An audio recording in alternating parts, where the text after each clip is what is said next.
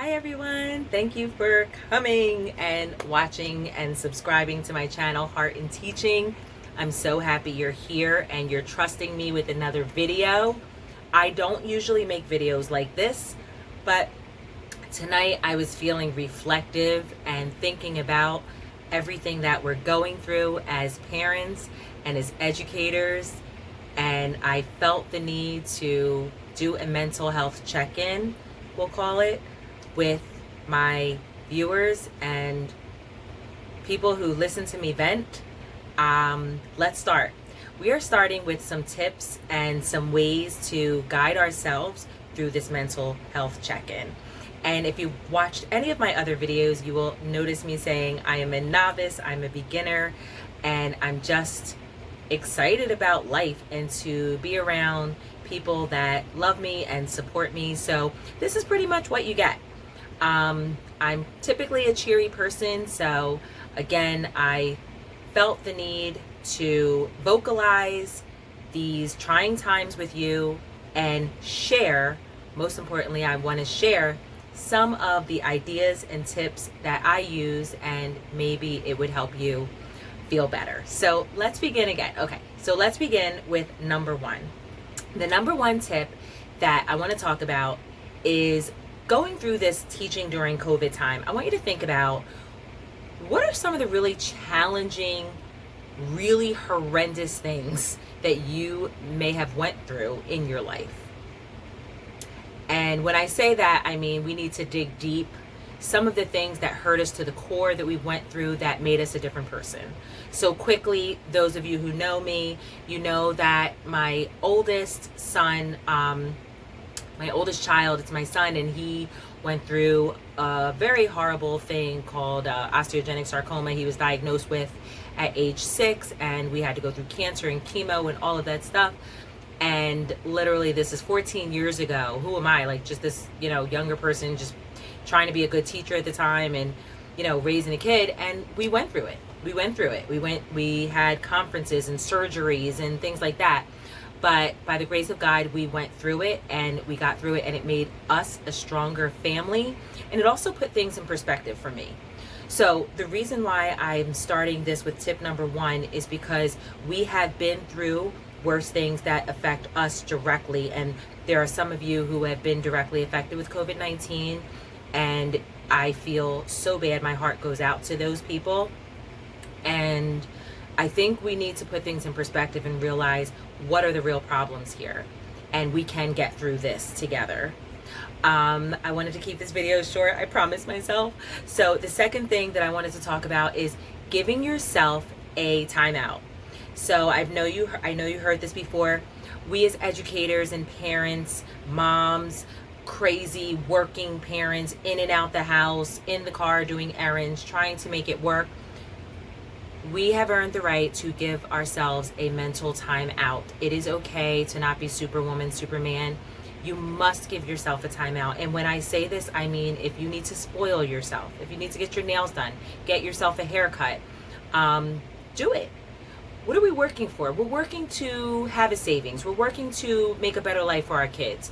We're working to pay the bills. But there comes a point where the small things that make you happy will benefit others, and everyone will become happy once you're happy.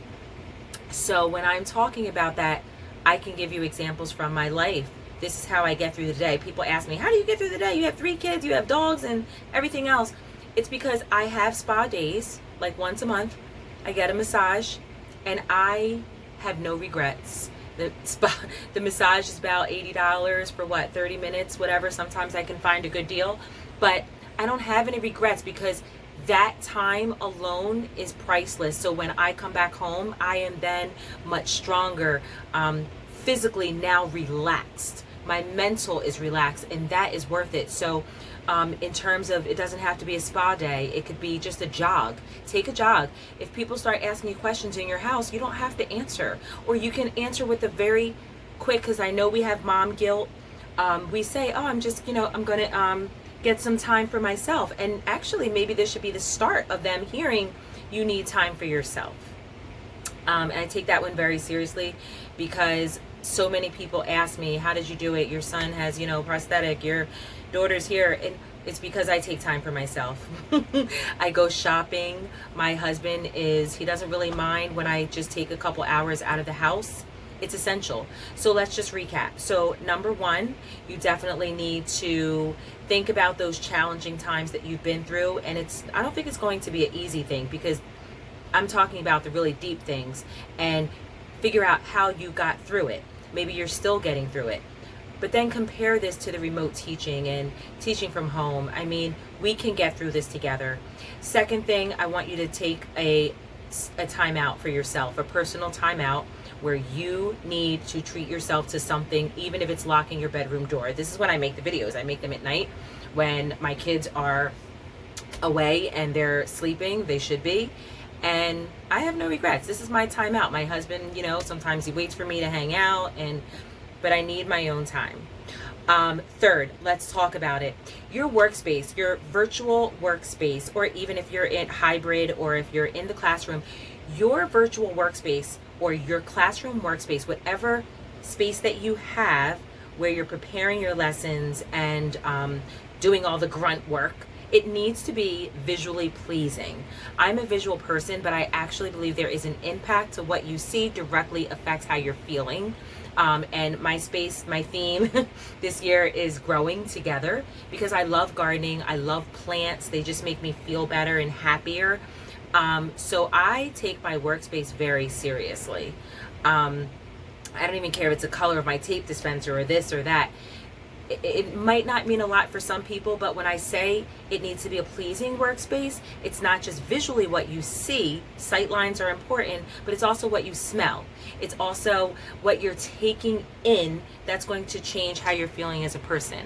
I also don't go anywhere without my diffuser, aromatherapy. Anything could change your mood and take your mind off of the stress. Okay, so let's recap. Number one, think about a challenging time, how you got through it, and know that we will get through this. Two, give yourself a personal timeout. Mental health is very important. You shouldn't feel the need to explain to anyone. You don't have to be rude, but I think we need to set the tone with people and say, I just need some time, a couple minutes to myself. Especially if you're a mom and you have to tell your kids something, you have that guilt. Let's start articulating how we feel. We need some time. Even our coworkers, I just need a couple of minutes, I'll call you right back. Okay, so third, I said visual workspace. Fourth, we need to take this one day at a time. And I'm looking at my notes because it's not just one day at a time. We need to focus and zoom in on those priorities that need to get done. So obviously, educators, we know lesson plans sometimes have deadlines, things like that. That's something that needs to get done. We're going to try our best to meet those expectations, but we don't always have to go above and beyond for every single thing. With my Heart in Teaching channel, I like to go above and beyond for the teaching of my students when I see them, when I connect with them. So I know a lot of my colleagues go above and beyond for everything.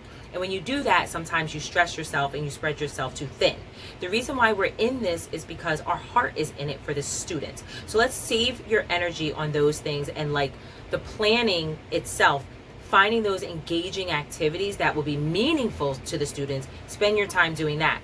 But in terms of lesson plans, making them beautiful and everything else, let's just do what we have to do. Okay.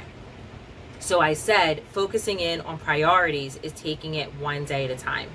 Okay, very good. Remember, we're not going to spread ourselves too thin. And that leads me going into the fifth tip for today. And that is making sure that you have a meaningful and genuine hobby.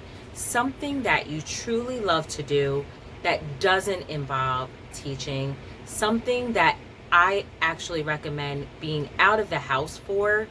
As much as I love making videos and sharing ideas with fellow educators, I feel as though it is mandatory that we get outside and we find something meaningful that you actually like to do, where it requires physical activity.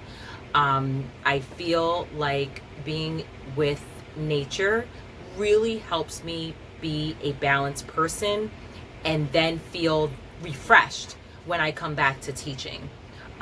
Those of you who know me know my love for the beach. It's the same as just being outside. Taking a walk around the block could have a drastic effect on how your afternoon is going to go. I do feel like moving around is very important. Breathing in the fresh air. Even if it's raining, why not go grab an umbrella and continue your walk? Because getting outside, it is going to change your mindset to where you're coming back into this grueling process that we're not used to. It's not normal for us to sit this long and so forth. So again, tip number 5, definitely get out. Do something you're not used to, but I would remove yourself from the house if you can, and plan to have a much better return to your workspace after you've taken a break. Thank you for listening, and thank you again for subscribing to Heart in Teaching. I love sharing ideas and tips with everyone else, and I also enjoy watching other videos. So let's be safe, be well, do your best, and most importantly, take care of yourself. See ya.